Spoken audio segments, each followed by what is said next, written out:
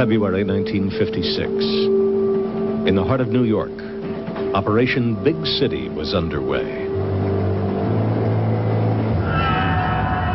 A Ford Mercury, specially adapted with a hidden exhaust pipe, pumped out bacteria onto the streets of Manhattan.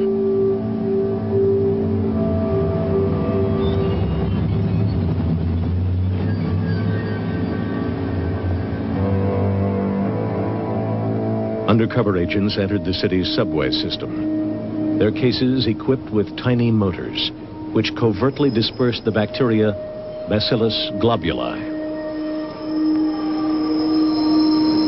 10 years later, the Army returned.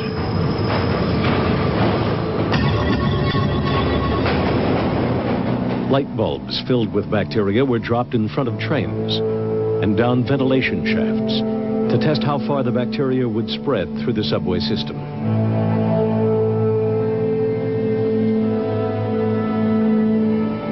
For years, these public experiments were kept secret from the citizens of New York.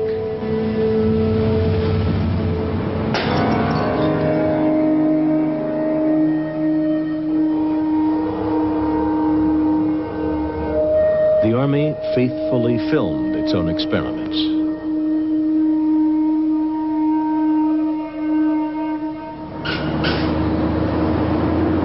This Washington, D.C. bus station was the site of another secret test.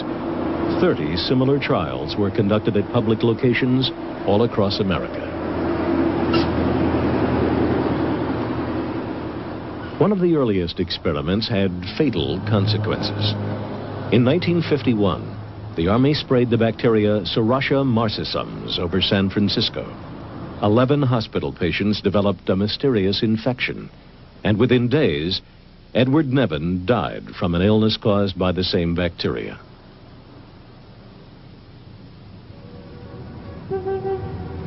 In 1953, CIA employee Frank Olson leaped through his bedroom window on the 10th floor of this New York hotel.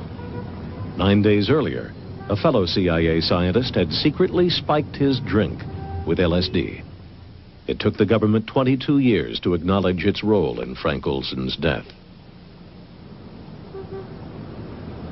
Another cover-up concerned the death of a civilian, Harold Blower. Suffering from depression, he was a patient at the New York State Psychiatric Institute. There, he and 5 other patients were unwittingly tested with mind-altering drugs by doctors who'd signed a secret contract with the U.S. Army. Again, it was more than 20 years before his family discovered the truth. In 1975, I was living in California with my 2 children, and there was a knock on the door, and 2 people in uniform were at the door.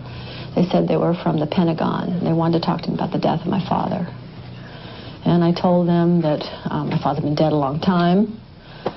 They came in and they told me that they had found papers at the Edgewood Arsenal in Maryland. And these papers had information about my father's death. It took Harold Blower's family 15 years of fighting the government in court before a judge's ruling established the facts.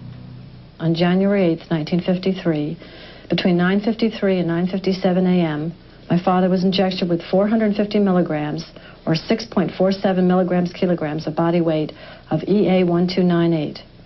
According to the drug study notes, at 9:57, my father became very restless and had to be restrained by the nurse.